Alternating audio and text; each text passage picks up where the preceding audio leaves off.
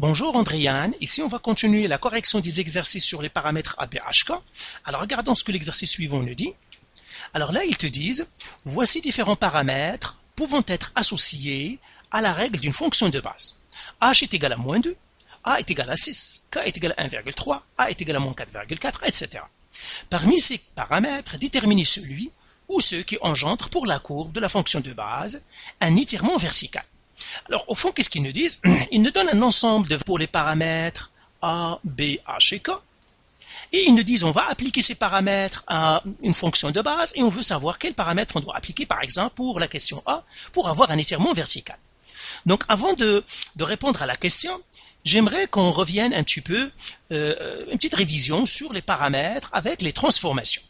Par exemple, si j'ai le paramètre H, c'est une translation horizontale vers la droite, ou bien vers la gauche.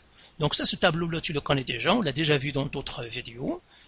Donc si tu n'as pas vu les autres vidéos, je te suggère de bien les voir. Ici, moi, j'estime que tu les as vus, même si je vais répéter un petit peu ce qu'on a dans les autres. Si on a un K, la translation verticale de K unité, ça veut dire vers le bas ou vers le haut. Donc ce sont les translations. Quand j'ai des translations, c'est soit H, soit K. Maintenant, si j'ai un changement d'échelle verticale, un changement d'échelle verticale, c'est A. Et là, j'ai deux choses. Soit que j'ai un allongement vertical, et par suite, la valeur absolue de A est plus grande que 1, ou bien j'ai un étirement. Un étirement, c'est la même chose que allongement. C'est ce qu'on va voir dans l'exercice ici. Ils utilisent le mot étirement, mais c'est synonyme de allongement. Si j'ai un rétrécissement ou bien compression, ça aussi c'est un synonyme de rétrécissement, ça veut dire la valeur absolue de A est plus petite que 1. Si A est négatif, eh bien, j'ai une réflexion par rapport à l'axe des X, ou bien si j'ai une réflexion selon l'axe des X, c'est que A est négatif. Alors, ça veut dire quoi ça? C'est tout simplement si je prends le plan cartésien, et si j'ai quelque chose ici, eh bien, ça va devenir comme ça, au fond. Donc, il y aura son image dans le miroir, l'axe des X ici, donc une réflexion par rapport à l'axe des X. Maintenant, si j'ai un changement d'échelle horizontale, le facteur, ça va être 1 sur B, et là encore, si j'ai un allongement horizontal ou bien un étirement horizontal, et bien la valeur absolue du B est plus petite que 1. Ben, la même chose, si j'ai la valeur absolue de B plus grande que 1, et bien c'est que j'ai un rétrécissement horizontal ou bien j'ai une compression horizontale. Là, je dois attirer ton attention sur le fait que, attention, le A, lui, il répond au bon sens. Pourquoi? Parce que si A est plus grande que 1, 2, 3 par exemple, ben on s'attend que ça soit avec un allongement. Plus on est grand, plus on s'allonge, c'est le bon sens. Si c'est plus petit que 1, le bon sens nous dit que c'est un rétrécissement. Alors que le contraire avec le B. Si la valeur absolue de B est plus petite que 1, ce n'est pas une rétrécition, ce n'est pas une compression, c'est un allongement. La même chose, si la valeur absolue de B est plus grande que 1, c'est une compression ou bien un rétrécissement. Donc ça c'est un petit détail. Toujours dis-toi que le B lui c'est contre le sens, c'est contre le bon sens, alors que le A suit le bon sens. Ça c'est un truc pour se rappeler, allongement et rétrécissement pour le B. Maintenant si j'ai B négatif, eh bien c'est que j'ai une réflexion selon l'axe des Y. Ou bien si j'ai une réflexion selon l'axe des Y, c'est que B est négatif. Alors ça veut dire quoi? Une réflexion selon l'axe des Y? Eh bien tout simplement si j'ai quelque chose ici, par exemple disons comme ça, eh bien, il va devenir comme ça. C'est une réflexion par rapport à l'axe des Y. Alors maintenant qu'on a fait une petite révision sur les paramètres, eh bien tout simplement, qu'est-ce qu'on va faire?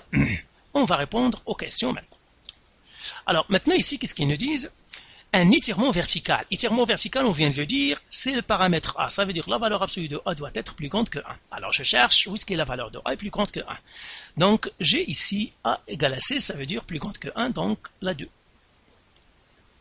La 2 est bonne. Là, j'ai le A aussi. Valeur absolue de A est 4.4. Valeur absolue, c'est tout simplement oublier le moins. Par exemple, ici, j'ai valeur absolue de moins 4,4. Elle est égale à 4,4. Donc, je regarde, j'oublie le moins. Donc, ça aussi, c'est un étirement. Donc, ça fait la 4.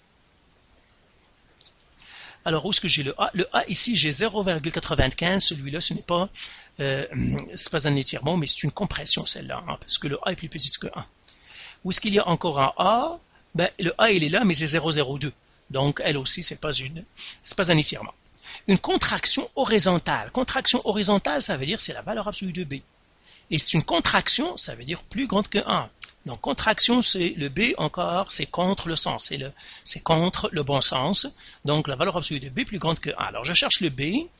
Où est-ce que la valeur absolue est plus grande que 1? J'ai ici moins 0,76, donc il est plus petit que 1. J'ai 0,4, donc il n'est pas bon. Ah, il est moins 7 ici. Donc, je regarde le 7, oui, donc ça c'est le 9. Le 9, ça me donne une compression.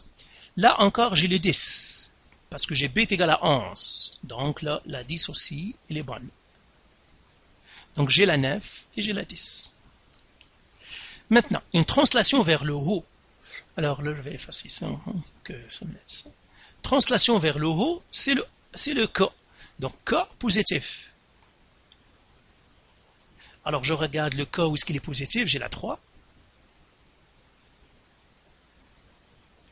Donc lui, K positif, K positif, K positif. C'est tout ce que je vois, hein. J'espère que je ne me trompe pas. Maintenant, une réflexion selon l'axe des abscisses. Réflexion selon l'axe des abscisses, ça veut dire B, c'est-à-dire, pardon, A est négatif. Parce que réflexion par rapport à l'axe des abscisses. A négatif, donc je cherche où est-ce qu'il y a le A négatif. A négatif, j'ai la 4. Lui ici. A négatif, le 6 aussi. J'ai le A négatif. A négatif, A négatif, A négatif, j'en ai plus, c'est tout.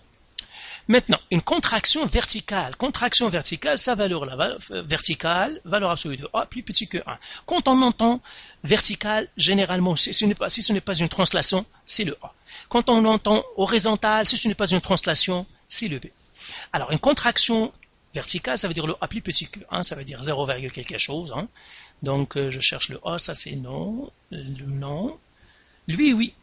Moins 0,95, mais sa valeur absolue c'est 0,95, donc là je vais prendre la 6. Valeur absolue, lui ici, ça veut dire la 11. La 11 aussi, ça fait une contraction verticale, donc la 11 ici. Quoi d'autre? C'est tout, j'espère que je n'ai raté personne. Alors je vais effacer pour que ça ne mélange pas beaucoup. Effacer ça aussi encore. Après, une translation vers la droite. Translation vers la droite, ça veut dire le H est positif. Donc je cherche le H positif. Ça c'est moins 2, donc il n'est pas le bon. H positif, H positif. Je n'ai que la 12. H positif c'est 0, 1. Donc ici c'est la 12. Après, à la fois un étirement horizontal et une réflexion selon l'axe des ordonnées. Étirement horizontal, ça veut dire valeur absolue de B plus petit que 1. C'est un étirement.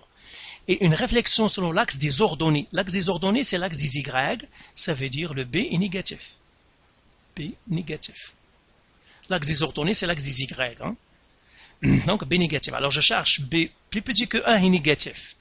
Bon, voilà, je viens de trouver une, c'est la 5. Plus petit que 1, le B plus petit que 1 est négatif. Donc ça c'est moins 7. Mais il y a une réflexion ici, mais pas un étirement. Ici il y a un étirement. C'est tout.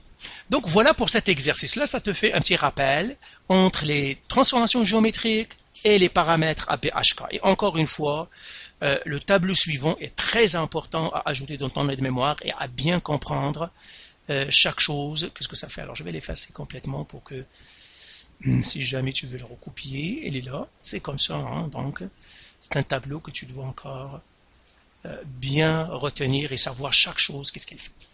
Donc voilà pour cet exercice, et puis je crois qu'il nous reste encore un dernier ou deux autres, et c'est tout. Allez, bye.